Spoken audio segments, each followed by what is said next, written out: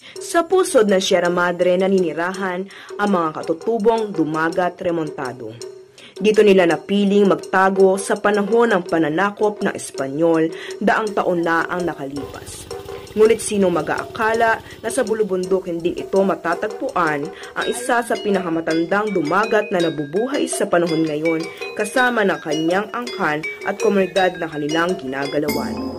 Halina't alamin natin ang kailangang makasaysayan ng pamumuhay, edukasyon, politika, relihiyon, pamilya, pag-ibig at ang pag-usbong ng makabagong teknolohiya sa kanilang pamayanan.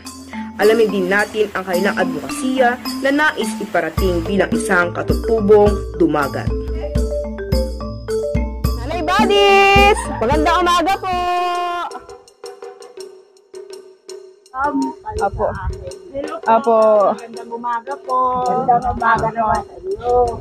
At ako din araw ninyo. Opo, nanay. Magandang umaga po. Kami po ang group number 1 upang kumuha ng mga mahalagang impormasyon.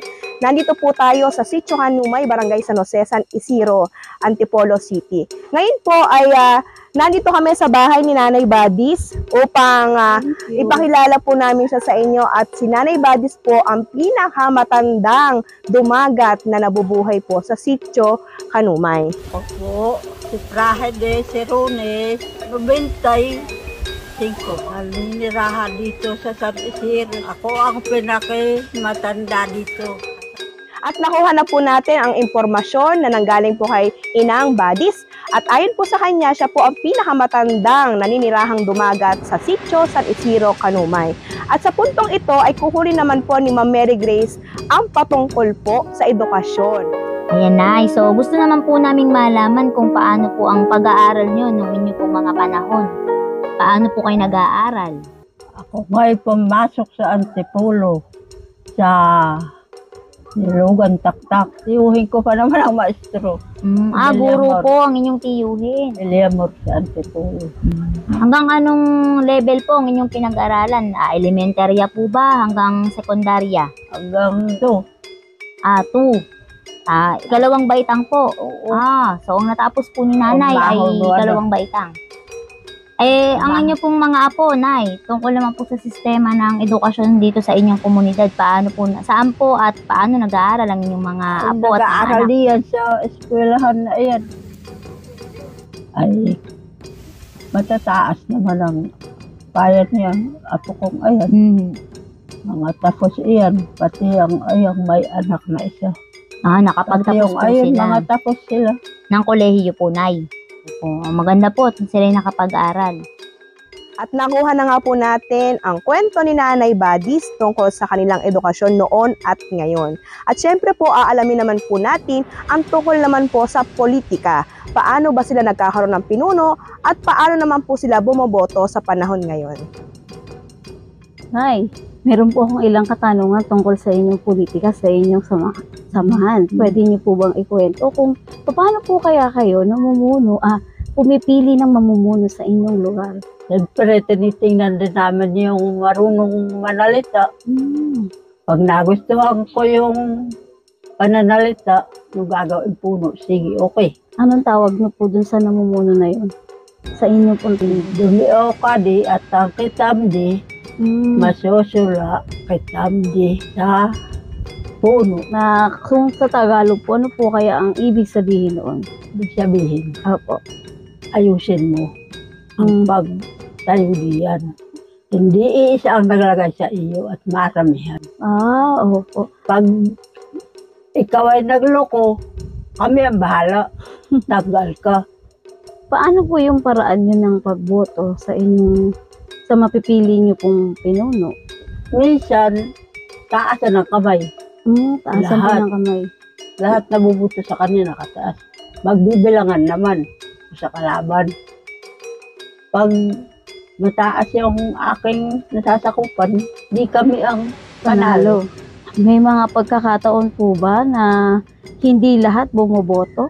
Ay, bumubuto. Lahat po sila. Pag sinabihan ko, hindi pwedeng hindi. Talaga po. Isang baga sa walis tayo. Opo. Isang buklod. Opo. Ang hindi sumama sa akin. lumayas dito. Hindi ko patitira dito. Saan po kadalasan ginagawa yung botohan, Nay? Diyan sa baryo nga. Sa baryo po. Taasan lang po ng kamay. Mayroong pasulat, yung marunong sumulat. Apo. Napakagandang malaman ang paraan ng pagboto ng ating mga kapatid na dumagat.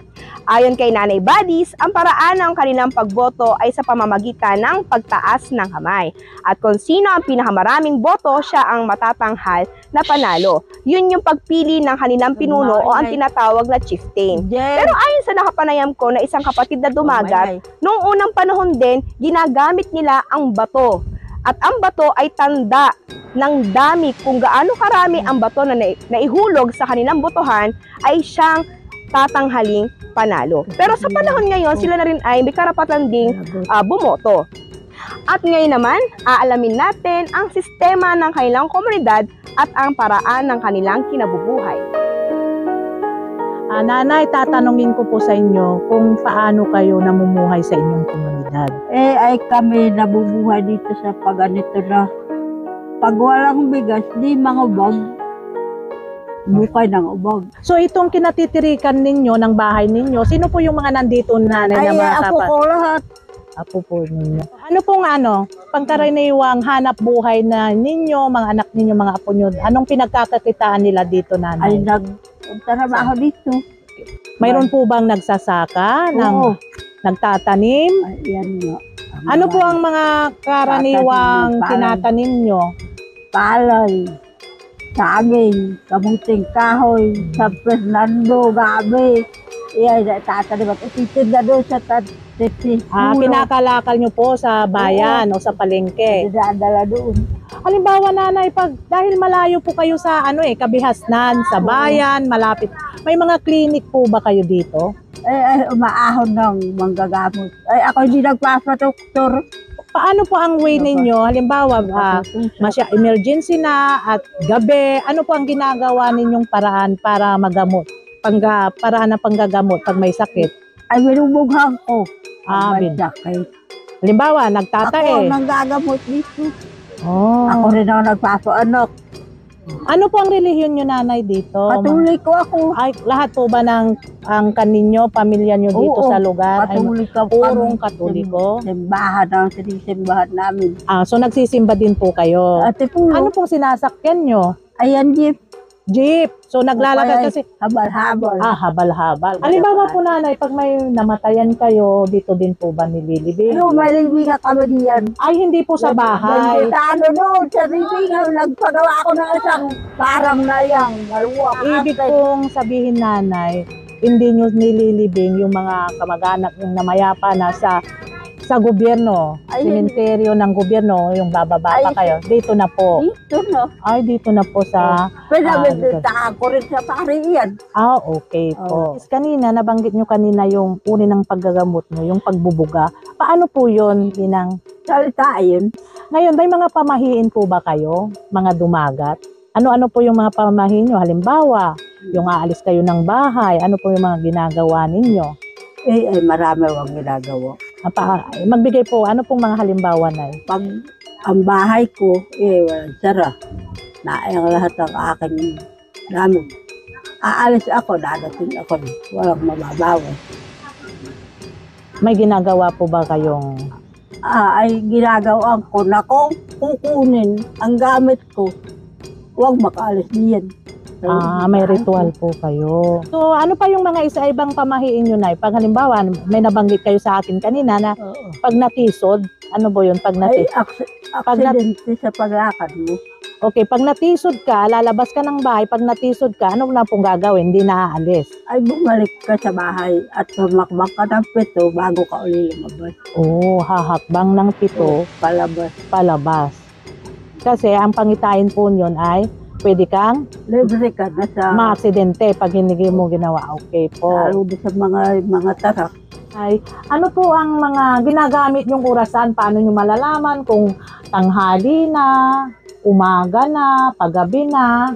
Kasi Ay, sumuhuli ang ibon. ay sa ibon po. Kaya yung butiki sa bahay. Ano pong ibig sabihin nun? Huhuni. Pag humuni ang butiki, ibig sabihin po, Oras. Oras na ng Alauna. Alas 3. Hindi naman huhunin ng wala sa oras. ano po yung mga palantandaan nyo, Nay? Sabi nyo nga kanina, pagbabagyo yung sa ulap. Sa ulap. Pagpapapunta ng ilog, pagparating na bagyo. Musog sa ilog. Ay yung ano po, paano nyo po malalaman pag may lindol na parating? Ay, lindol. Opo. Kita naman sa agos ng panganurin. Ganun din po. Doon po kayo nagbabase. Oo. Nay, mayroon po kayong sariling wika, lingwahe? Oo. Ano po dumagat? Ano po ang magbigay po kayo ng ibang halimbawang salita kahit hindi ko siya naiintindihan? Ano Dumiro ka din, tangke samdi. anong ibig pong sabihin nun, Nanay? Ay, pumunta daw kayo sa akin. Ano po yung pagmahal kita? Wet ko, and kakuloy. Wait ko kakuloy inang badi. Napakagandang bagay nga nalaman natin ang paraan ng kinabubuhay ng mga kapatid nating dumagat. Nakakita rin natin ang mga senyales, mga simbolo at syempre naman yung paano yung lengguwahe o yung dialekto na ginagamit ni Nanay. At ngayon naman sa puntong ito, aalamin natin ang pag-ibig ni Nanay Badis. Inang Badis, may gusto ko malaman sa inyo. Sige nga, Nay, kwento niyo yung love life niyo. Paano kayo nagligawan ng inyong mister? Anong pangalan po ng mister niyo, Nanay? Candido Heron. Candido Herones. Wala na po ba siya, Nay? Patay na. Mga ilang taon na po? Tatatlo na. Mga ilang taon po kayong naging mag-asawa ni tatay bago po siya nawala? 69. 69, ganun po katagal. Ano po? Gusto niyo po bang maikwento yung samahan yung dalawa? Ako ang matapang doon. Ganun po. Hindi nimilok sa akin. Opo. Pag sinabihan ko, lahat kong sabihin, okay.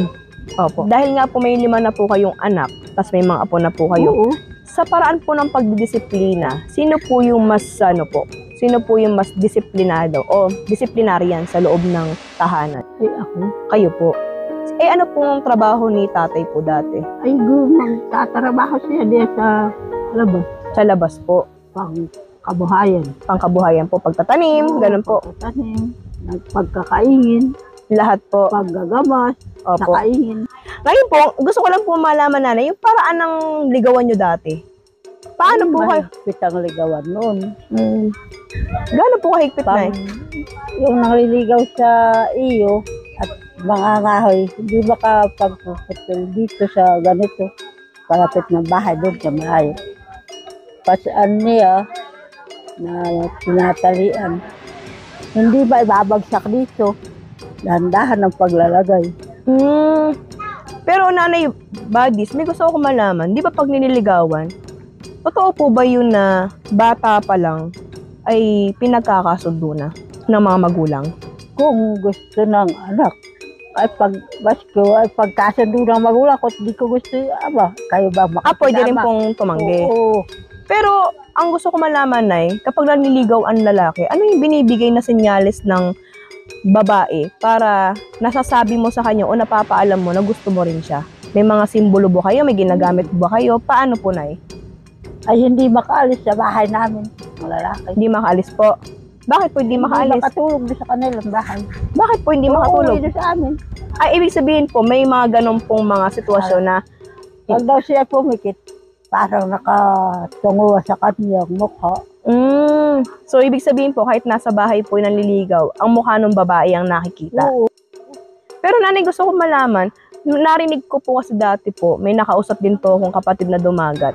Totoo po ba yun yung mga dalaga? Naglalagay daw po ng pulang panyo o pulang tela? Ano po ibig sabihin?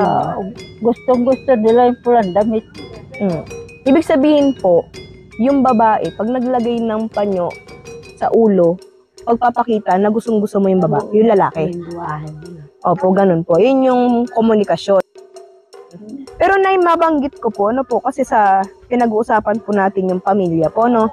Kasi po, curious din po ako kung paano yung paraan ng paghahanda nyo ng pagkain. Ngayon po, moderno na kasi di ba? Pero nakita ko po yung sa inyong tahanan ay gumagamit pa rin po kayo ng mga panggatong. Dati po, parang may nakita po ako na, opo, paano po yung pagluluto nyo? Gumagamit po ba kayo ng buho? Hindi kahon. Pero yung niluluto po sa loob ng buho, meron pong gano'n. Paano po yun ay? Gumagawa rin kami. Ano pong gagawin po? Pabunyog. Pabunyog po ang tawag. Binunyog. Binunyog. Kasi babalutin sa tagbak, kasi susunod doon sa buho. Ang tagbak po ay isang klase ng Oo. dahon po ba yun? Dahon. So ano po inilalagay? Bigas. Bigas. Magsasaing po sa loob ng buho. Galing na yun, no po. Ano po ba yung, may gusto po ko malaman, ano po yung mga bagay na maipapayo nyo po sa panahon ngayon? Bilang kayo po ay maedad na kayo po yung pinakamatagal at pinakamatandang dumagat. Kasi marami na rin pong mga dumagat, ang may mga aral na, meron na pong silang sapat na edukasyon. Ano po yung bagay na maiiwan nyo po sa kanila, sa mga kabataan, sa mga apo nyo po? Kayo po ba ay handa na rin na niyayakap na rin po nila yung panahon na moderno ngayon? Sinasabi ko sa inyo, mga kabataan, kayo mag-aral nung gamit dito sa bundok. Para kung mapunta kayo doon sa bundok na ayun, wala man kayong kaldira, wala man kayong apoy, makapagluluto kayo. Maggagawa ka ng puyos sa buho. Puyos po. Yung puyos po ay kinikis-kis po. Oo, pag ganyan, Opo. mag-aapoy yun. O, adi ba, paapoyan mo na yan sa isang puno pa. Ibig sabihin, Nanay Buddies, ang mga payo niyo po din sa mga kabataan, kahit nagaano ka moderno ang panahon ngayon, pag-aralan pa rin po yung luma na tradisyon po, yung paraan po natin. Paraan niyo po. Oo, gaya ngayon. Kung dumating ang gira na naman, yun ay dadanas sa buhay natin. Sinasabihan ko sila. Nay, isa pa po, last na po ito. Gusto ko po naming malaman kung ano po yung sekreto nyo. Kung bakit po umabot kayo sa 95 years old. Ilan na lang pong panahon, kayo po 100 na. Opo. Ano po sekreto nyo? Ay ako'y talagang sa katawang ko. Ay, Ano po yan, Nanay? Bato balani. Bato balani. Ano po yan, Nay? Iyan yung sekreto nyo kung bakit po hanggang ngayon ay... Inilagay ng aking tatay diyan. Bato balani. Pwede pong mahawakan, Nay? Ay, oo. Ay, oo nga po, ano? Opo. Ayun, Nay. So, maraming salamat po, Nanay, sa pagpapaunlak po sa amin. Bagaman marami pa po kaming gustong malaman, pero alam po namin na kayo din po ay may mga gagawin at meron din po kayong preparasyon po sa inyong tahanan. Nanay Buddies, maraming salamat po Walang anuman. Opo. Kami po ba ay laging welcome dito? Welcome kayo. Opo. Ayun po, maraming salamat po.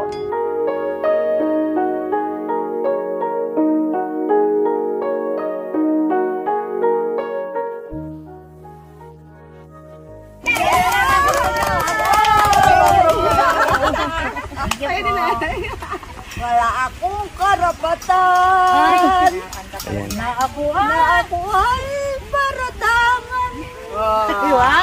Yes! Pagkat ako'y walang alam, tunay ninyong pinagmulan. Thank you po, po si Angeline Herones. Apo po ako ni Prahedes Herones ni Inay Buddies po kung tawagin. Nag-aral po ako sa elementary sa Kanumay Elementary School. Tapos nag-aral po ako ng high school sa Kanumay National High School. Nakakuha po ako ng scholars sa Special Action Force. Pinag-aral po nila ako sa UBNHS, yung Upper Bicutan National High School.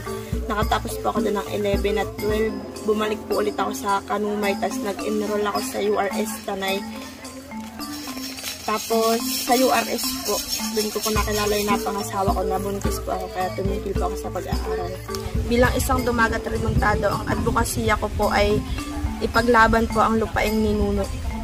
Dati po, ignorante kami sa lahat ng bagay, pero sa ngayon, nagkaroon po kami ng kamalayan at binigyan po kami ng ng batas ng Republika, yung EPRA Law, kung saan po doon unti-unti po kami nagkamalay upang ipaglaban ang aming mga karapatan at ari-arian. Bilang po isang dumagat, nais kong ibigay sa amin ng gobyerno yung pantay-pantay na karapatan, yung magkaroon po kami ng trabaho, mga scholar, upang sa ganun po ay makapagtapos ang lahat ng dumagat. Bilang isang dumagat, ang advocacy ko po ay makapagtapos ng pag-aaral para po maiangat ang antas ng edukasyon ng bawat dumagat.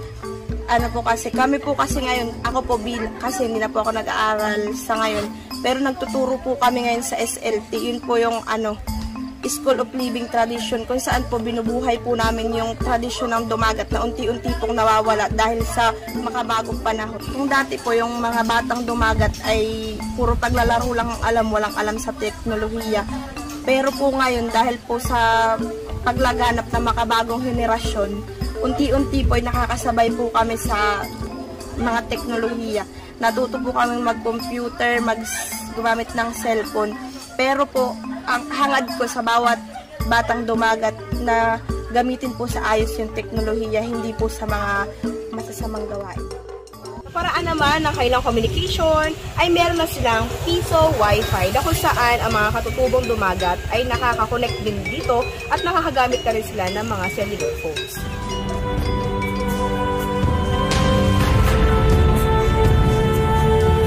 Kung pag-uusapan naman natin ang pinakaangkop na pilosopikal na perspektiba sa buhay ng mga dumagat, ito ay ang naturalism at reconstructionism.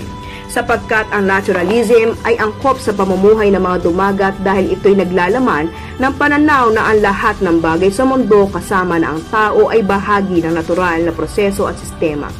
Ang mga dumagat na umaasa sa kalikasan para sa kanilang pangangailangan tulad ng pagkain at tirahan ay nakikipag-ugnayan sa kalikasan ng direkta at umaasa sa natural na yaman para sa kanilang pang-araw-araw na kabuhayan. Ang naturalism ay nagbibigay diin sa koneksyon ng tao at sa kalikasan, nakaangkupan sa pananaw ng mga dumagat. Samantalang ang reconstructionism ay maaaring maging angkop sa mga dumagat dahil ito'y isang pilosopikal na perspektiba na nagtatangi at nagtataguyod ng pagpapalit ng mga tradisyon, sistema at istruktura ng lipunan. Ang mga dumagat na nakatira sa mga lugar na maaaring maging biktima ng pang-aabuso sa kalikasan at kultural na deprasasyon ay maaaring makinabang sa isang pagpapalit o pagsasaayos ng kanilang mga tradisyonal na kaalaman at pamumuhay. Ang reconstructionism ay maaaring maging daan para sa pag-angat at pagpapatibay ng kanilang kultura at pamumuhay sa harap ng modernong hamon ng buhay. Maraming salamat po.